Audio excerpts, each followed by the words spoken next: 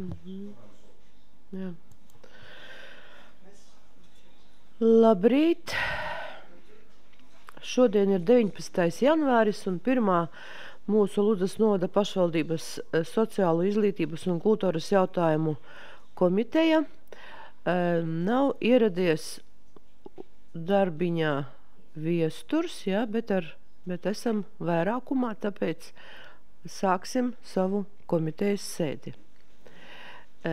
Lūdzu, apskatiet darba kārtību. Darba kārtībā ir 8 jautājumi, un ja nav jums citu jautājumu, iebildumu vai priekšlikumu, tad lūdzu balsot par darba kārtību. Lūdzu, kas par? Lūdzu jūsu balsojumu.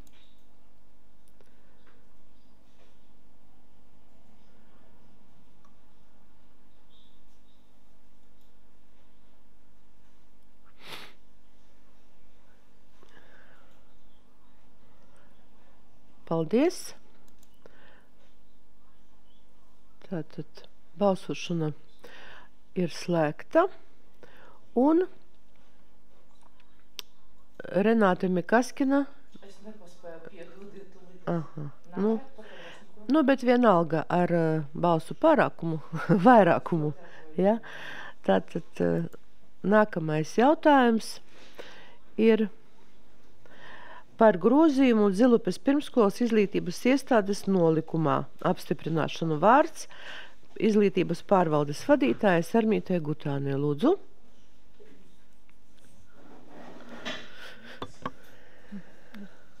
Labrīt!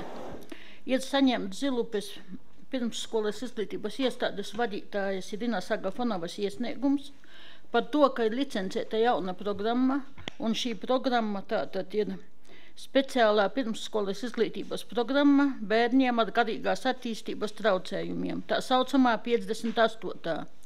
Un līdz ar to iestādes vadītāja lūdz apstiprināt grozījumu iestādes nolikuma 10. punktā un izteikt šo punktu jaunā redakcijā. Tātad iestāde īsteno šādas izglītības programmas. Pirmsskolas izglītības programma ar attiecīgo kodu, mazākumtautību pirmsskolas izglītības programma ar attiecīgo kodu. Šī programma gan ir līdz šī gada 31. augustam. Un trešā programma, tātad manis agrāk nosauktā programma bērniem ar garīgās attīstības traucējumiem. Sakiet, lūdzu, cik mums novadā pirmsskolas izglītības iestādēs ir šādas programmas? Vispār citās izglītības iestādās vēl ir? Ar mazākumtautībām, teiksim, ir tikai šeit Zilupē un līdz 31. augustam. Citur visur jau ir tikai parastā pirmsskolas izglītības programma ar kodu, kurš beidzas ar 11. Tas nozīmē, ka valsts valodā. Jā, bet tādas arī ir, jā? Jā, šobrīd līdz 31. augustam arī mazākumtautību var būt. Jā, lūdzu, kolēģi, vēl jautājumi? Ja nav, tad lūdzu balsojumu. Uzsāksim par šo nolikumu apstiprināšanu Zilupes pirmsskolas izglītības iestādē. Lūdzu.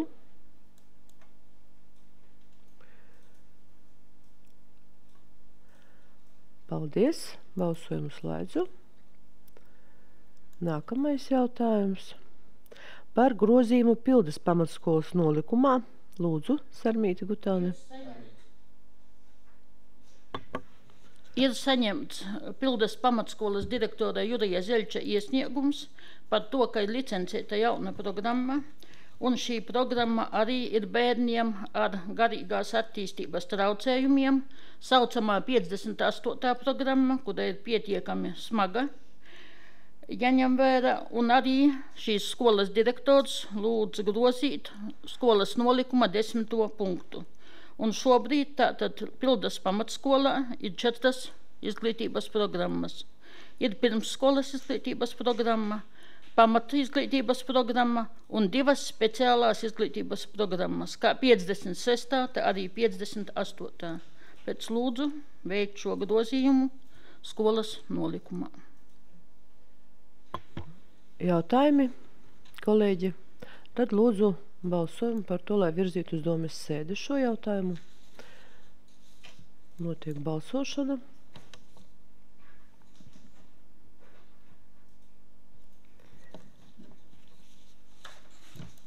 Balsojumu slēdzu.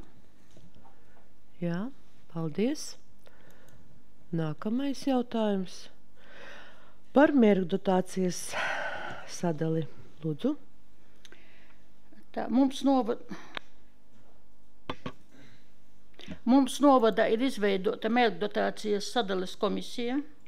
Komisija ir strādājusi, jo esam saņēmuši mērgdotāciju šī gada 1-8 mēnešiem, tātad janvāris līdz augusts ieskaitot. Un šī mērgdotācija attiecīgi ir sadalīta pa šīm mērgdotācijas grupām. Viena grupa ir pamata un vispārējā izglītībai, tabulēt pievienota. Tad ir interešu izglītības mērgdotācija 8 mēnešiem. Arī sadalījums pēc tā, kā šīs programmas, kur tiek īstenotas gan bērnu jauniešu centrā, gan arī novada skolās. Tad ir valsts mērgdotācija 5-gadīgo, 6-gadīgo bērnu apmācībai, attiecīgi pa skolām un pirmsskolas izglītības iestādēm, kā arī ir mērgdotācija speciālajām grupām pirmsskolas izglītības iestādē Rūķītis. Tur ir 2 veidu mērgdotācija 5-gadīgajiem, 6-gadīgajiem bērniem apmācībai, kā arī pārējo bērnu no 3 gadu vecuma līdz 5 gadu vecumam apmācībām, tātad pedagogu atalgojumam. Šobrīd vēl kavējas kultūras ministrijas mērgdotācija, bet tuvākajās dienās arī būs šī mērgdotācija, kas paredzēta mūzikas, mākslas un deju programmām. Bet tā atnāk atbilstoši skolām, un tur šī pārdale nav nepieciešama. Vai jautājumi, lūdzu?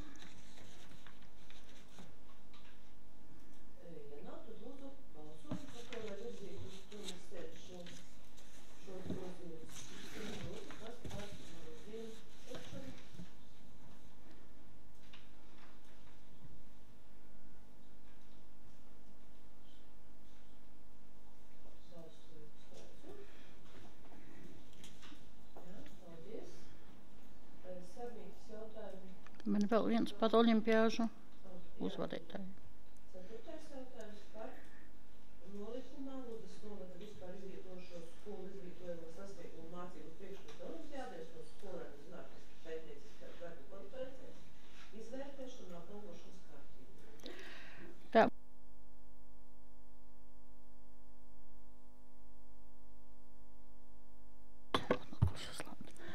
Tātad šis nolikums tur ir neatbilstošs un nepieciešami grozījumi. Un konsultējoties ar mācību jomu koordinatoriem, ar attiecīgajām skolām, esam nonākuši pie secinājuma, ka mazinām apbalvojamo skolēnu skaitu sevišķi novada olimpiādēs. Un ar naudas balvu apbalvojam tikai novada olimpiāžu 1. vietu ieguvējus un viņu pedagogus. Bet, ja runājam par valsts olimpiādēm, tad paliek iepriekšējā kārtībā. Un mums šogad, jūsu zināšanai, jau viens skolēns no Kārsavas vidusskolas piedalījās angļu valodas olimpiādē. Rezultāti uz nākamo kārtu šobrīd, diemžēl, netika, bet mēs nevaram līdzināties ar specializēto svešvalodu vidusskolu skolēņiem. Bet es saprotu, ka tas arī šobrīd ir panākums, jau šī dalība, ka izvirzīja dalībai valsts olimpiādē. Un šobrīd Ludas 2. vidusskolas skolniece gatavojas dalībai valsts bioloģijas olimpiādē. Šīs dienās janvārī 3 kārtās notiek valsti olimpiāde. Arī skolēns tika izsaukts, uzaicināts uz šo olimpiādi. Arī pagājušā gadā viņa piedalījās un guva pat zināmus rezultātus. Un arī, ja runājam par novadu olimpiādēm, tad šoreiz nelikām vairs nekādus procentus, cik procentiem izpildīts, jo atšķiras šie procenti katrā olimpiādē. Ir pat tā, kad 73%, ja skolēns ir labi izpildījis olimpiādes darbu, uzaicina uz Rīgu, un citreiz cita olimpiāde pat neuzaicina 90%. Tāpēc procentus izņēmām un skatījāmies pēc tā, kādi rezultāti atnāks no valsts olimpiādes. Olimpiādes pēdējā laikā notiek lielākā daļa tieši saistes režīmā, un šos darbus labo tātad olimpiādes komisija, kas ir valsts komisija, un atnāk mums jau gatavs rezultāts. Un paredzam arī budžeta balvu fondu līdz 4000 eiro, un gribu teikt, ka 22. gada pavasarī pedagogiem izmaksājām no mērķdotācijas ekonomijas fonda šīs naudas balvas. Ka tā nebija īsti, kā saka, pašvaldības piešķīrām no pašvaldības līdzekļiem tikai skolēņiem. Un attiecīgi šīs balvas tiek skaitītas uz skolēna kontu vai atsevišķos gadījumus, bet mazgadījumos uz vecāka vai aizbildņa kontu, saņemot attiecīgo iesniegumu. Jā. Jautājumi? Tad uzsāksim balsošanu, lūdzu.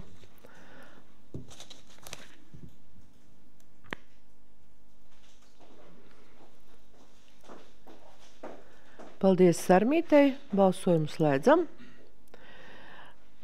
Nākamais jautājums par Ludzas novada pašvaldības domes noteikumu telefona pieslēguma piešķiršanas un izmantošanas kārtību Ludzas novada pašvaldības amatpersonām apstiprināšanu. Lūdzu, vārds Tomam Vorkalim. Sveiki. Telefona noteikumi topa tāpēc, kad sajot novadā, mēs bija 4 vecie novadījumi, katrā novadā bija ļoti atšķirīga situācija ar telefonu pieslēgumiem. Pilnīgi atšķirīga. Un es varbūt neiezadziļināšos vecajā praksī, bet rezultāts ir tāds, ka mēs veicam cenu aptauju par jauniem pakalpojumiem, kur labākos cenas ar būtisku ietaupījumu mēs deva uzņēmums LMT. Un šobrīd ir visi pieslēgumi napīcīšami porvasti uz LMT pieslēgumiem un sagatavoti noteikumi, lai turpmāk ir skaidrs, kuram amata vienībam telefoni tiek piešķirti, jeb telefonu numuri, jo šī noteikumi reglamentē tikai telefonu numuru piešķiršanu, nevis kaut kādu aparātu īgodi. Tā kā tie noteikumos ir uzskaitīts un arī parodīts process, ko mēs darām, ja mēs ir kādi neparedzēti gadījumi, jo, piemēram, kā Ukrainas kara bēgļu jautājums parodīja, ka dažreiz ir ļoti elastīgi jorēgie un otri jopīslādz jauni numuri, un tad ir aprakstīts arī process, kā mēs to darām, ar ko tas tiek saskaņots. Kopā var secēt, ka īguldot gan lielu darbu, esam realizējuši tādu kā reformiņu, kuras rezultatā mēs apmēram mēnesī taupam, salīdzinot ar iepriekšējiem visiem rēkiņiem, vairāk kā 1000 eiro. Gadā kaut kādi 13,000 eiro mēs to ietaupam. Vairāk vai mazāk, tāpēc, ka nam te iedeva ļoti lētas cenas. Tā. Cenu aptauja bija izsūtīta visiem populārākiem 3 mūsu pakalpojumu sniedzējiem, Bite, Tele2 un LMT. Ja ir kādi jautājumi, prasīt. Kvalitāte arī LMT ir pa visu novadu vienlaiks. Tā gluži nav.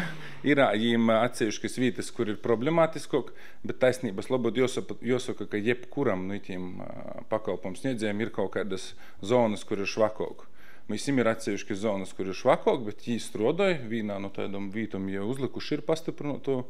Mēs strādājam tos vītas, lai pēc iespējas labāk dabātu to pakalpojumu. Bet tā, ka visur ideāli, tā nav. Jā. Jautājumi, lūdzu. Ja nav, tad lūdzu uzsākam balsošanu.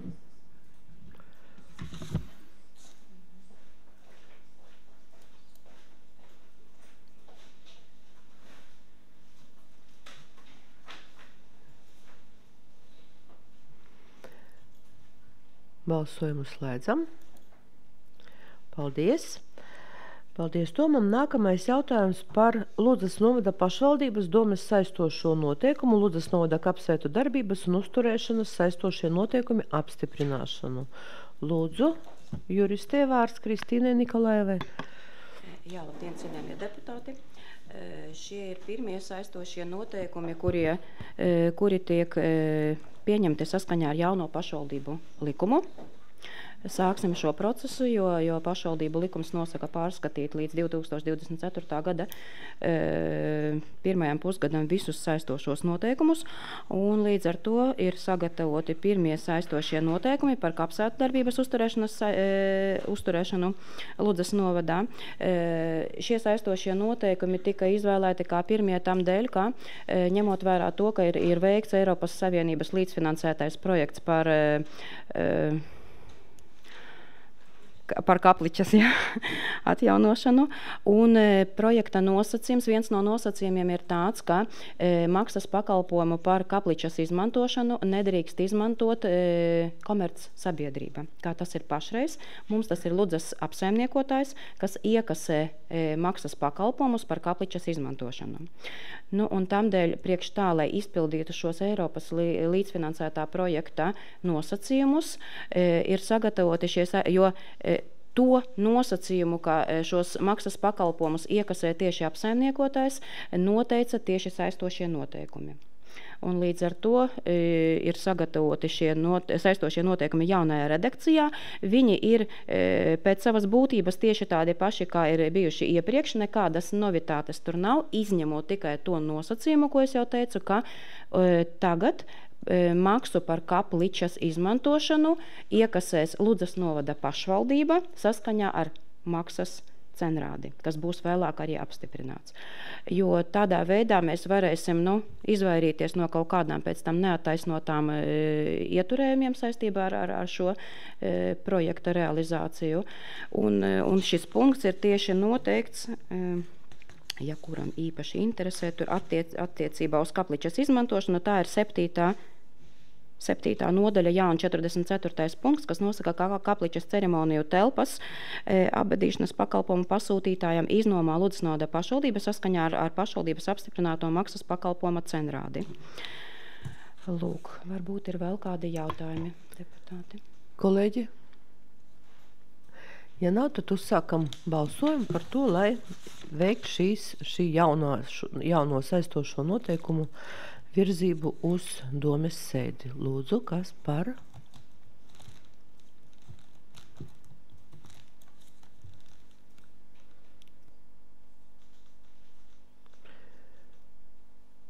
Balsojumu slēdzu. Paldies Kristīnei par skaidrojumu. Vēl kāds kaut ko grib iebilst? Nākošais jautājums man cilvēkam. Jā.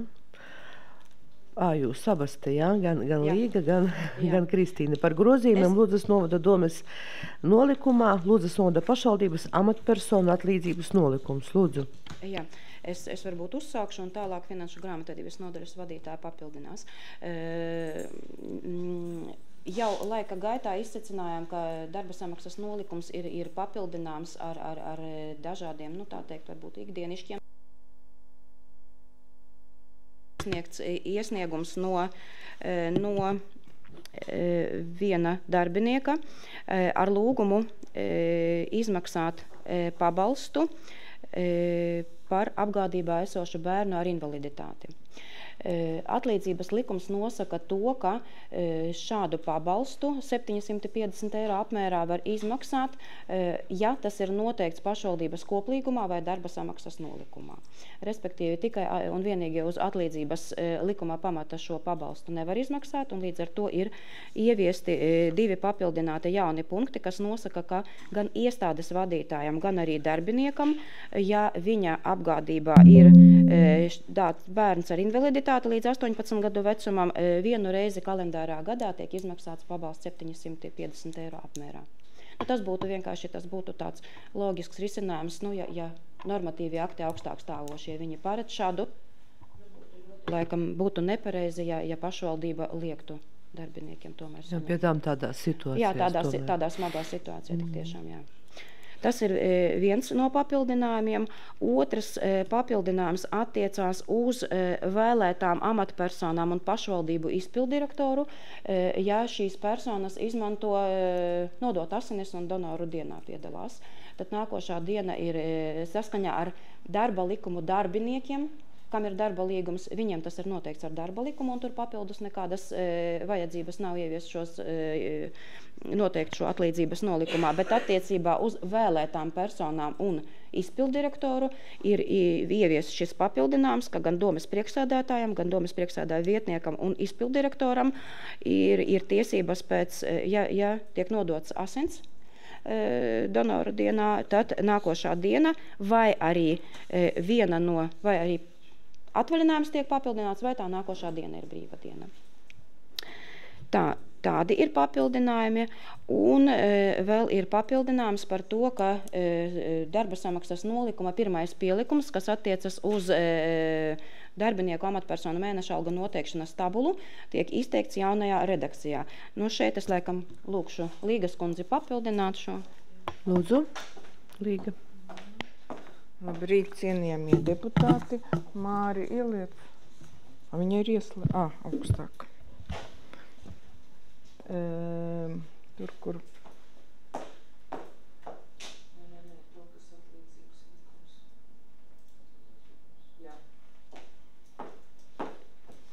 lūk, drusku arī paskaidrošu.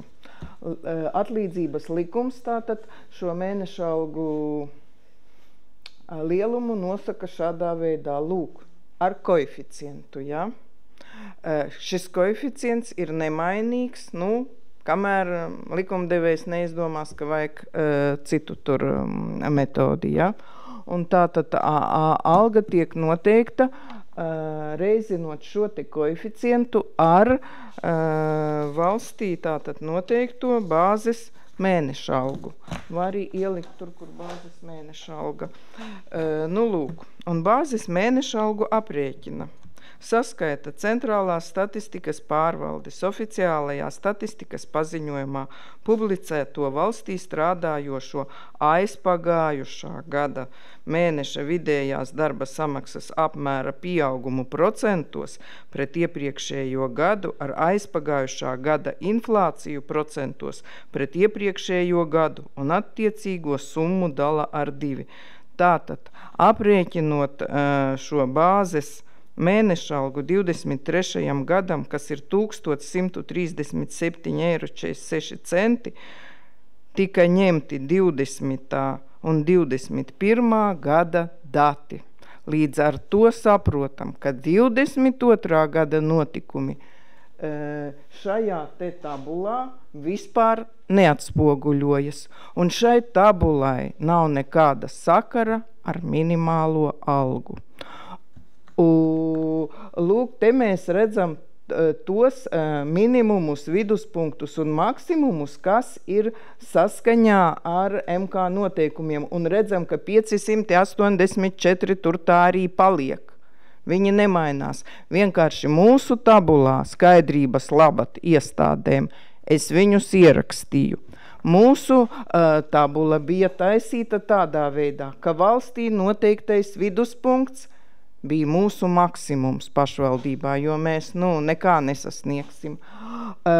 Bet mūsu minimums bija -10% no valstī noteiktā minimuma. Protams, ievērojot šo te minimālo algu.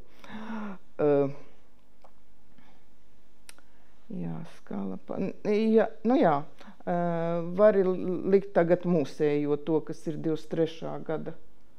Jā. Pārējas periodā bija plānots, ka, teiksim, nākošam gadam mēs taisam, ka jau mūsu minimums sakrīt ar valsts minimumu, bet maksimums tāpat paliek viduspunkts. Pēc tam nākošā gadā jau to mūsu maksimumu pa 10% pieaudzēt, pēc tam viduspunktu starp valsts viduspunktu un maksimumu, un beigās tad 27. gadā kaut kur līdzvērtīgi, lai šai tabulai aiziet. Izvērtējot mūsu budžeta iespējas, mēs sapratām, ka pat tas, ka mēs esam savu tabulu sataisījuši krietni pieticīgāku nekā likums to atļauj, tomēr mēs tādas algas maksāt nevaram. Šo pārēju uz jauno atlīdzības modeli ļoti devalvē minimālās algas pieaugums, jo valdības lēmums, izveidojot šo atlīdzības sistēmu, bija tieši paaugstināt algas vadošajiem speciālistiem, vadošajiem amatiem, iestāžu vadītājiem un tām profesijām, kas šobrīd ir pieprasītas. Tie, teiksim, arī ir dažādi sociālā darba amati, kas veic juristi, vēl daži amati, kuri pašlaik ir pieprasīti. Tie amati, kuri valdības skatījumā nav tik pieprasīti, tie pat ir pakāpi zemāk nolikti. Ja nebūtu šīs te minimālās algas paaugstinājuma, tad tā būtu vienkārši algu reforma, teiksim tā.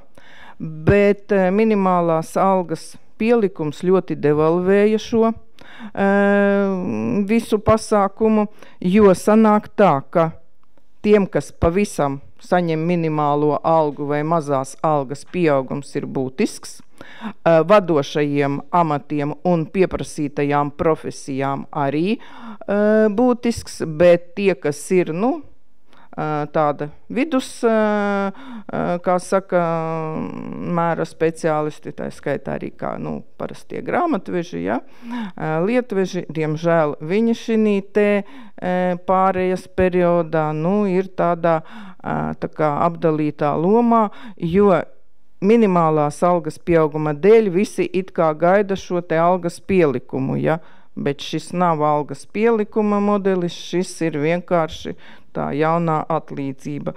Un tomēr visu šo te uz mūsu budžeta fona skatot, ko vakar mēs visi redzējām, ka izmaksu pieaugums 4,8 miljoni, ieņēmumu pieaugums pagaidām vispār nav, pat mīnusā pret pagājušā gada faktu, tad ir tāds priekšlikums un veikti aprēķini. Tomēr šiem te vadošajiem amatiem algu būtiski mazināt. Tas ir sākot ar 11. mēneša algu grupu, kur ietilpst nodaļu vadītāji un iestāžu vadītāji un tālāk jau izpildu direktors.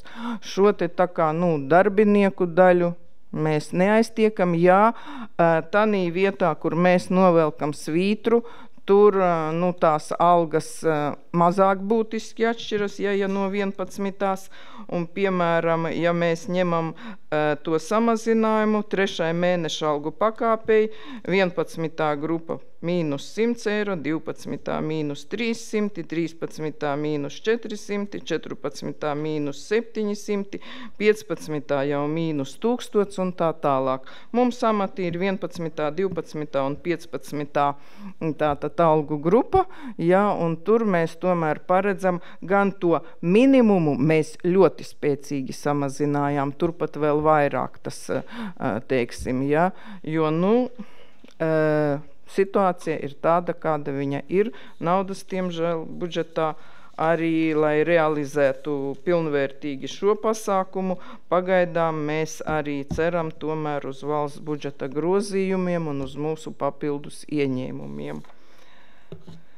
Tas ir pa šo. Varbūt vienlaikus arī nolasīšu Ludzas mūzikas pamatskolas pedagogu kolektīva iesniegumu, kuri lūdz iespēju izskatīt un rast iespēju budžetā nodrošināt veselības apdrošināšanas polises Ludzas mūzikas pamatskolas pedagogiem, jo tātad vairāk nekā 50% Latvijas pašvaldību ir šāda te dota iespēja darbiniekiem veselību apdrošināt. Ludzas novads ir viena no tām 18 pašvaldībām, kur pedagogiem šāda apdrošināšana netiek piedāvāta.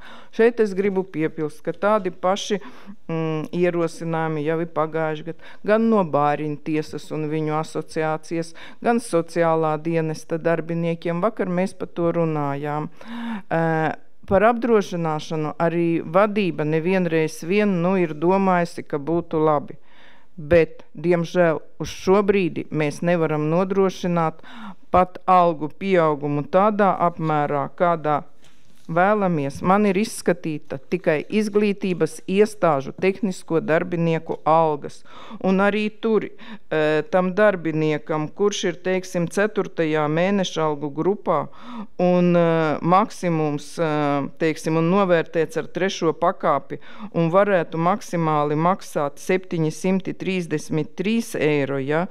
Bet tas algas pielikums pret viņa šodienas algu pārsniedz 40 un vairāk procentus, mēs pat nevaram atļauties tos 733, mēs aizgājām uz viduspunktu tanī intervālā starp, kā saka, nosakot vidējo starp tās grupas zemāko un augstāko, ja?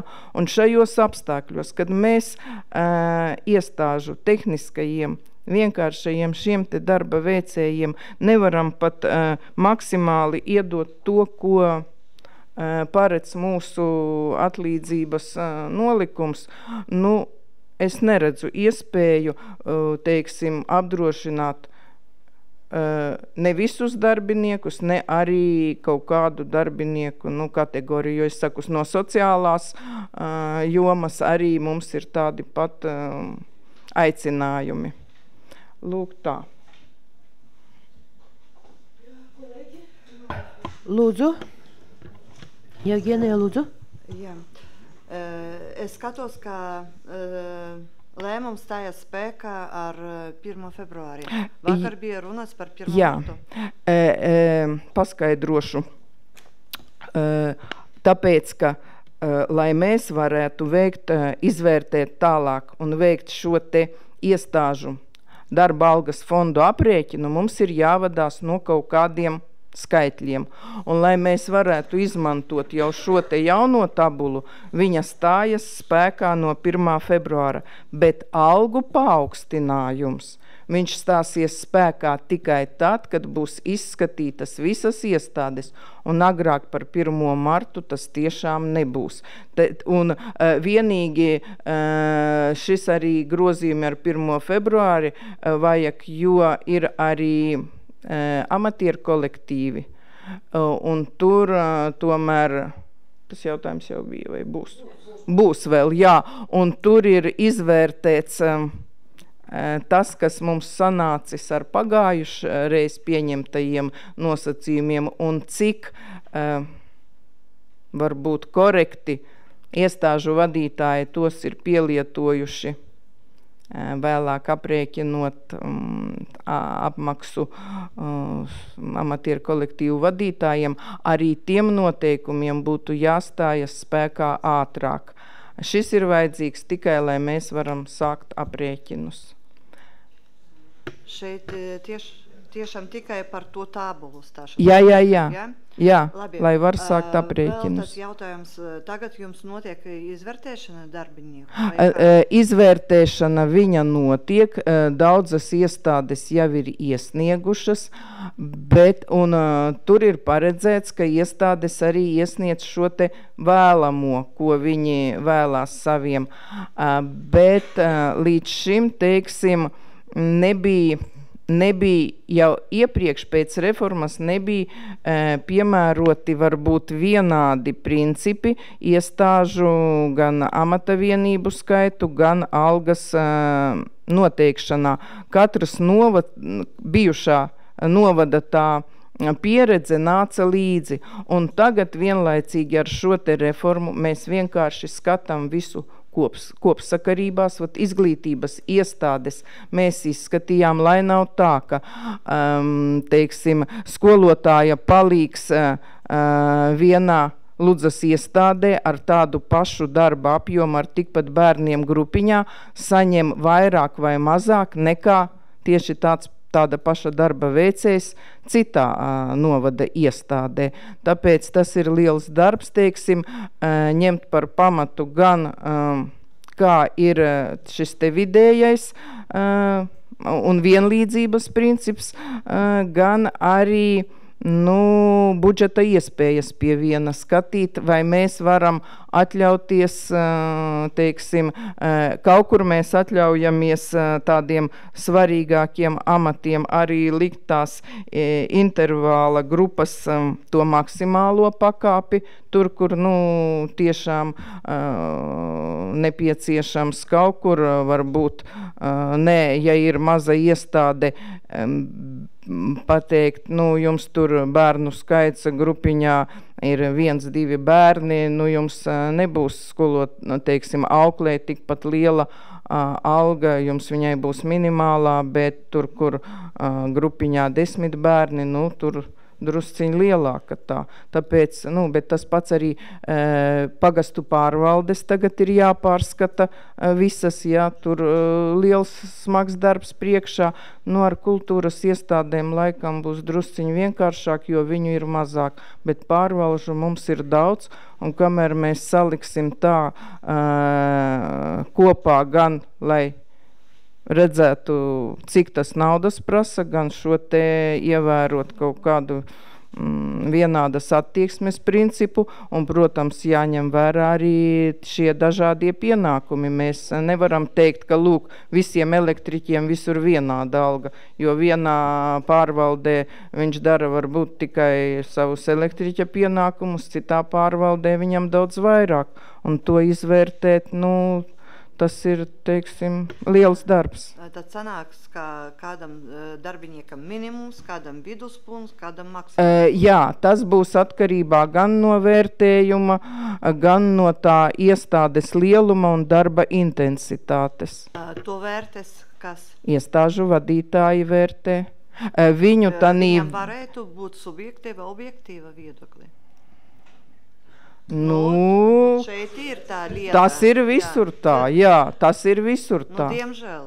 Jā, un man liekas, jebkura iestāde, gan valsts iestāde, gan jebkura cita, kad veids kāds otra cilvēka vērtējumu, protams, ka tā subjektivitāte laikam arī kaut kur vienmēr pastāv, bet mēs jau neiejauksimies tanī, vai viņi novērtē darbinieku uz 1., 2., 3. pakāpei, 4., mēs vienkārši skatīsimies, ka šādam amatam, šādā te novērtējumā, tā alga kaut kur, lai būtu, un lai arī mūsu budžeta iespējām atbilstu.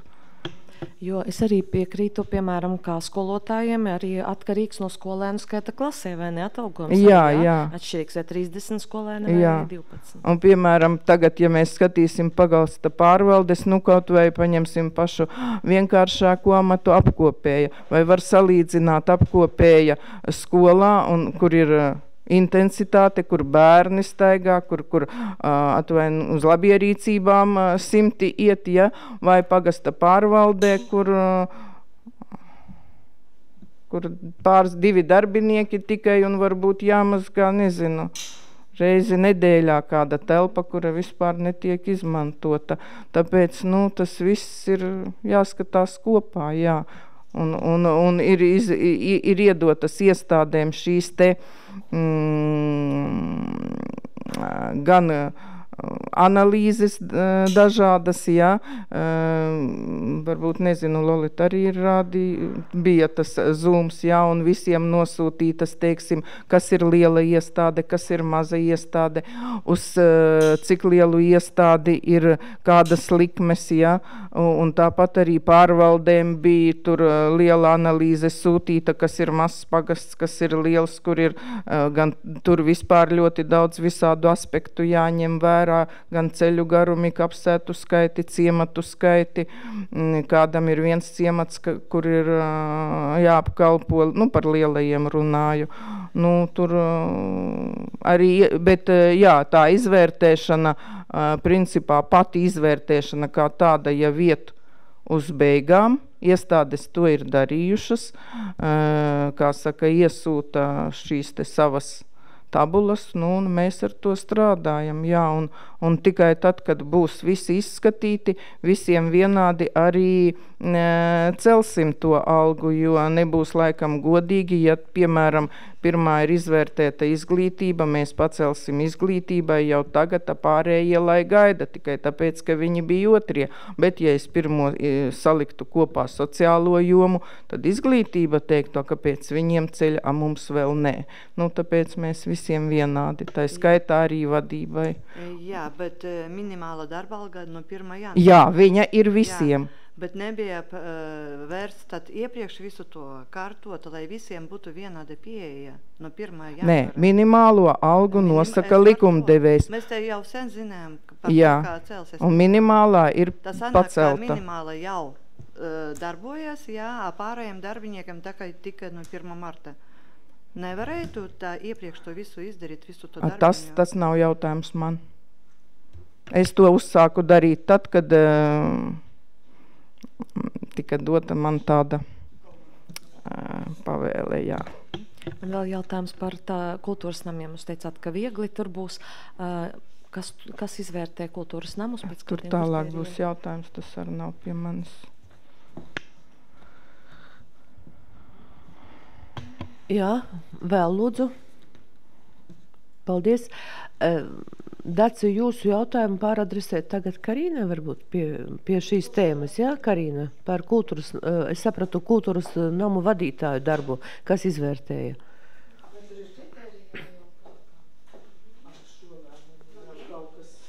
Pie mikrofona, lūdzu.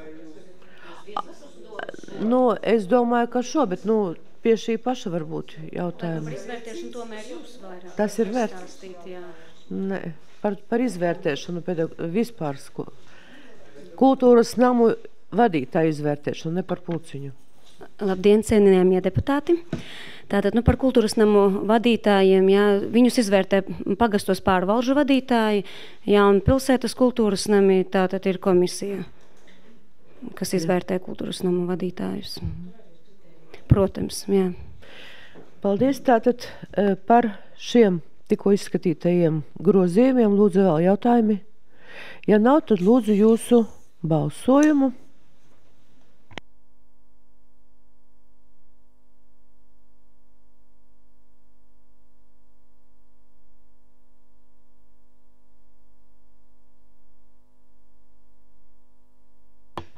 Jā, paldies.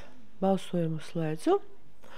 Un pēdējais jautājums par grozījumiem Ludzas novada pašvaldības domes pagājušā gada 29. septembra lēmumā par pašvaldības amatieru mākslas kolektīvu vadītāju amatalgas stundas tarifā likmes apstiprināšanu.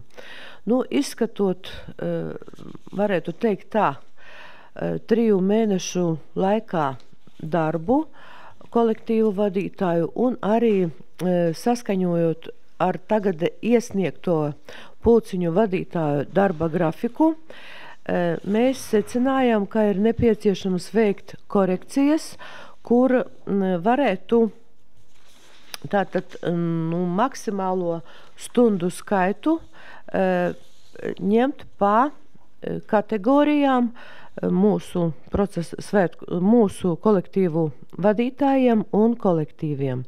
Un līdz ar to mēs arī esam piedāvājuši, jums varējāt iepazīties, tika nosūtīti materiāli ar maksimālo kontaktstundu nedēļā, un vēl mēs izvērtējot iesniegto kolektīvu vadītāju mēģinājumu grafikus, tomēr secinājām, ka varbūt nav korekti, ka nav minēta vēl tāds darbs, par kuru kādreiz mutiski bija gan teikuši kolektīvu vadītāji, tā ir gatavošanās. Lai arī, piemēram, pulciņiem gatavošanās darba laiks nav paredzēts skolās, bet mēs tomēr uzskatījām, ka vajadzētu arī to pie kopējā darba apjoma ļaut mūsu pulciņu vadītājiem. Līdz ar to sanāca, ka pirmajā kategorijā maksimālais kontaktstundu skaits nedēļā 6 un gatavošanās 3. Otrajai kategorijai 4, gatavošanās 2. Un tad trešai kategorijai citiem kolektīviem, kuri nepiedalās, skatēs divas stundas, kontaktstundas nedēļā un viena gatavošanās stunda. Bet, protams, vēl klāt ir līdz tam pieļaujamajam stundu skaitam arī koncertstundas. Un viens koncerts mēnesī, mēs domājam, ka tomēr ar to gatavošanos, ar pārģērbšanos, mēs tā izrunājot ar dažiem kolektīvu vadītājiem, tās varētu būt 5 stundas. Un līdz ar to, ja ir maksimālā stundu skaits nostrādāts nedēļā, tad mēnesī, neskaitot, protams, valsts atbalstu vēl, tās varētu būt 354 eiro, tad otrai kategorijai 245 un trešai kategorijai 144 par vienu pulciņu. Ja es uzsveru, ka tas ir vēl plus klāt, kuriem ir kultūras ministrijas piemaksas. Un vēl tāds jauninājuma punkts, kurš ir, mēs mēģināsim to ieviest, jo tas atvieglos arī kontroli, kā amatieru kolektīvu vadītāju darba uzskaiti, elektroniski veiks kultūras namu vadītāji vai kultūras darba organizatori. Un to varēs visi interesanti redzēt mūsu mājaslapā sadaļā kultūra. Kāda tā izskatīsies, es piedāvāju Tomam sniegt nelielu informāciju, kāda tā varētu būt.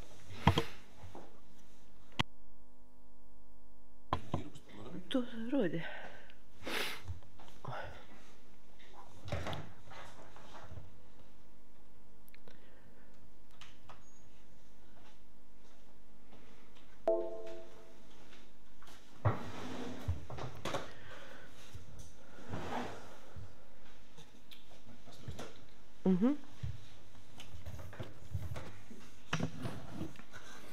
Jā, tad izskaņā vielme pēc kaut kāda veida rīka. Online saucamajā, kā varētu skatētīs kultūras kolektīvu darbu un nedaudz arī uzraudzēt.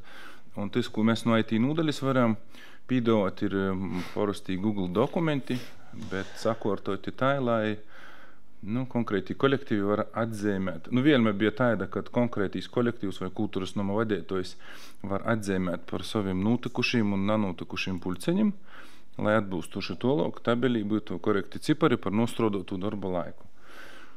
Tas, ko mēs pīdojam, ir Google dokumentā uzlikt tātad visus datumus. Redzat, kreisajā pusī ir datumi sākot ar 1. gada dīnu. Un šādā veidā viss gods, piemēram. Vai ceturksnis vienalga. Un šajā tēlī parodās visi kolektīvi, cik jūs mīsim 30, 40 vai 50 ir, te piemēra dēļ ir 2. Un vienkārši augšā mēs pa krosiņam nūrodam plānot uzmēģinājumus. Viesturiski pēc tam tā saprotu, ka laikam kultūras nama vadītāja pienākums bijis atzīmēt, vai konkrētīs plānotīs mēģinājums ir noticis. Un tad es atzīmēju vienkārši ar zaļu. Ja es nav noticis, es atzīmēju ar sarkanu.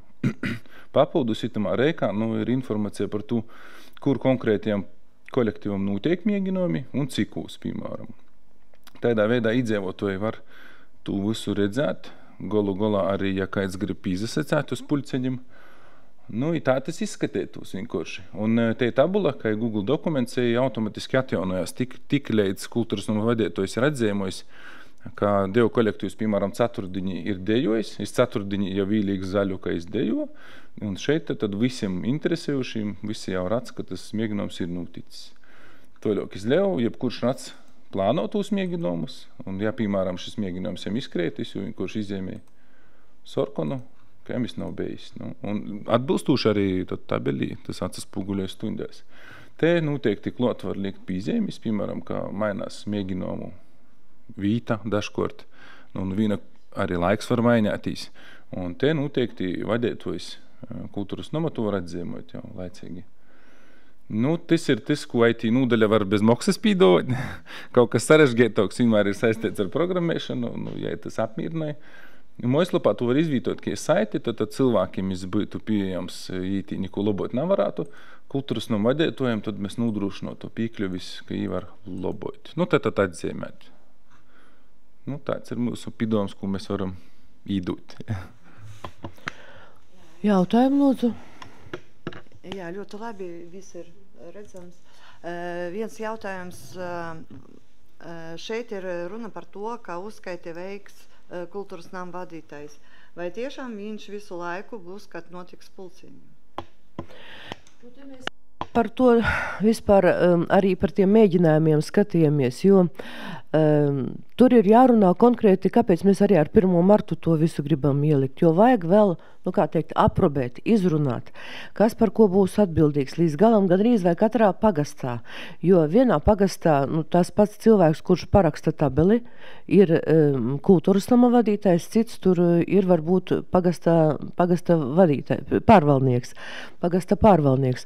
Tur ir konkrēti jāizrunā katra situācija, jo arī tagad saņemot šos iesniegumus par mēģinājumu norisi, dažā geografiskā punktā tas izraisa tādu neskaidrību, jo vienā laikā notiek, piemēram, ansambļa mēģinājums un deju kolektīva mēģinājums, vai tas vispār ir reāli, tur arī nav pārskatīts.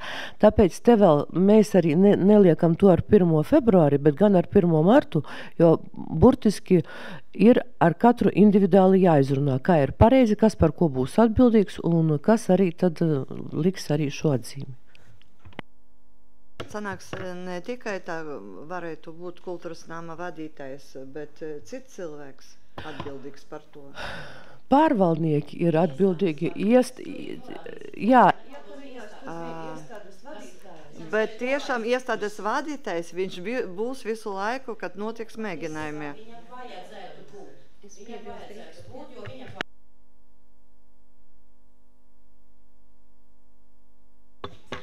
Es piebildīšu, jā, tātad par mēģinājumu laiku tas nav tā, ka pēkšņi stundu pirms mēģinājuma mēs nezinām, ka viņš nenotiks, jā.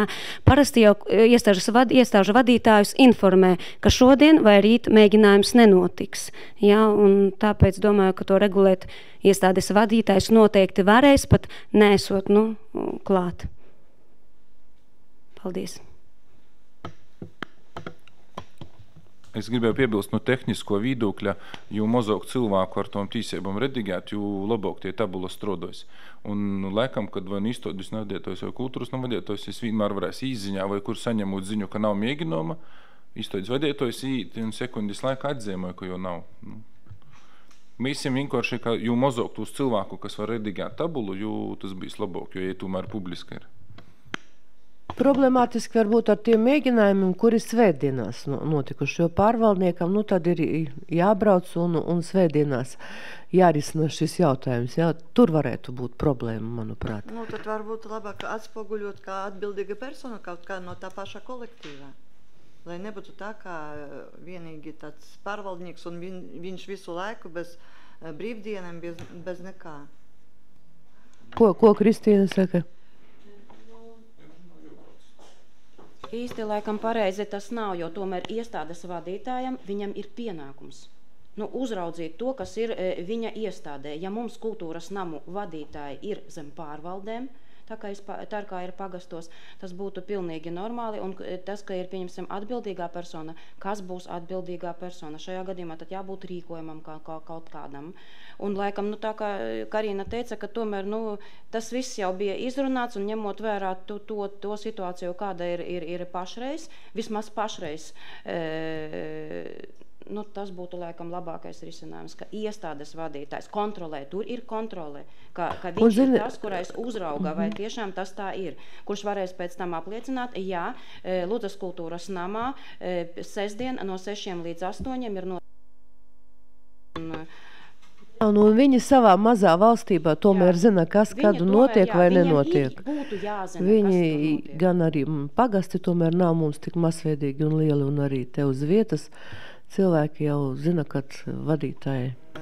Bet zināms ir tāds gadījums, es neteikšu, kurā tautas namā, kā vispār tautas nama vadītājs nezina, kas notiek, kur notiek, un atslēgas atdotas un viss. Nu, es arī gribu piebilst, ka mēs pārsvarā mums ir tā kā vairāk jāpievērš uzmanība tam trešajai tai kategorijai ar pirmo un otro vispār par visu, kurai ir gadējās skates, kuri piedalās regulāri nemateriālā kultūras centra žūrija, viņus vērtē un viņi piedalās dziesmu svētkos un starptautiskajos folkloras festivālos un visos. Tur man šķiet, tā kā nebūtu jautājumi par to, un arī tāpēc ierakstīju priekšlikumā, kad es lūgtu šogad, īpaši šajā dziesmu svētku gadā, šīm divām kategorijām, pirmām, kuri piedalās dziesmu svētkos, varbūt šo Īpašu. Jā, varbūt, jā, bet tā kā vairāk pievērst uzmanību tai trešajai kategorijai, tiem kolektīviem. Jā. Tā ļoti labi, ka Karīna ir, viņai noteikti ir kas sakāms. Jā, es teikšu tā, ka mums vienmēr prioritāti ir bijuši G1, G2 kolektīvi, jā, un viņi vienmēr ir vairāk atbalstīti gan transporta ziņā, gan tērpu ziņā. Arī šogad tāpat mums ir plānots, jā, jo tiešām mums ir atbildīgs gads, dziesmu svētku 100 gade, un no mums plāno braukt vispār no novada 31 kolektīvs. Varbūt, Karina, arī tev jautājums. Es atceros, kāda komiteja mums bija runa par to, kā ir tie fiksēti, teiksim, nefiksēti, tie kolektīvi, kuri uz papīra ir, bet īstenībā viņi nedarbojas. Vai ir paveikts darbs un ir uzzināti tie kolektīvi, kuri darbojas, kuri nedarbojas vispār? Jā, mēs ļoti īstenībā veicam to kontroli tieši, ja G1, G2 kolektīvi, viņi tiešām ir pārredzami ar saviem skašu rezultātiem, jā, ko mēs tiešām redzam gan atspoguļojumā tīmekļa vietnēs, gan mājaslapā, bet tā mums tā trešā kategorija, mēs esam ļoti veikuši arī izpēti un mēģinājuši tomēr arī kolektīvu vadītājus, iestāžu vadītājus mudināt uz to, ja kolektīva nav, ja viņš tiešām neeksistē, tad viņš lai tiešām arī neeksistē. Faktiski, jā, mums ir samazinājies kolektīvu skaits un pagājušie grozījumi ar algām tomēr mudināja darboties tiem, kuri varbūt bišķi arī slinkoja. Arī tam dēļ tāpēc, lai būtu tāda, ne tikai varētu paši tur dalībnieki kontrolēt viens otru, bet arī cilvēki no malas un arī mēs deputāti varētu varbūt kādreiz pārbaudīt, jo mums ir, man liekas, tas ir labi, ka mums ir ļoti daudz kolektīvu, 90 pāri, jā, tagad. Un cilvēkiem šajā drumajā, pelēkajā laikā ir, kur sevi parādīt. Un pārsvarā tie ir tiešām godprātīgi, gan dalībnieki, gan vadītāji. Bet, kā jebkurā vietā ir arī tādi, kuri nevisai godprātīgi kādreiz savu darba pienākumu veic. Paldies, kolēģi, vēl.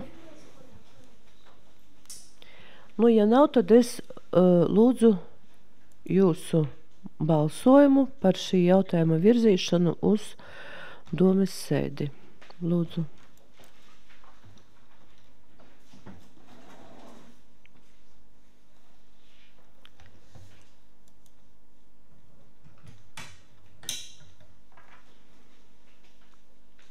Paldies. Es domāju, ka tas nav tik būtiski. Jā. Slēdzu balsojumu.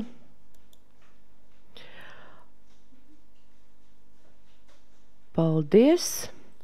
Līdz ar to mūsu šīs dienas apvienotās sociālo darba, izglītības un kultūras darba jautājumu komitejas sēde ir galā. Paldies, uz tikšanos domes sēdē.